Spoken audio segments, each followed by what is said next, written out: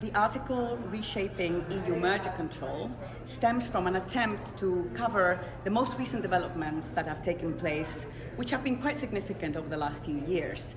I wrote it with a student, Macy Chung, who is now a trainee solicitor at Gibson Dunn. And we focused on the attempts of the Commission and the courts to enhance the potential to identify harmful mergers. So, for example, the new theories of harm, innovation-based theories of harm.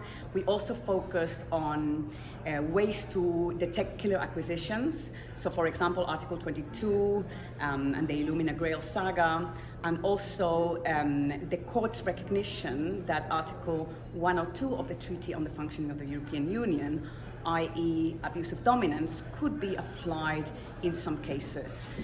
So we looked at these issues and we tried to determine whether or not they would be effective. And we thought, okay, there could be an increase obviously in detection, but what do we do with those mergers that are detected, that aren't harmful? So we came up with some proposals to then actually curb the harm that the mergers could cause. And we looked particularly at three possibilities. One, we considered the possibility of implementing more innovative remedies, maybe some behavioral options.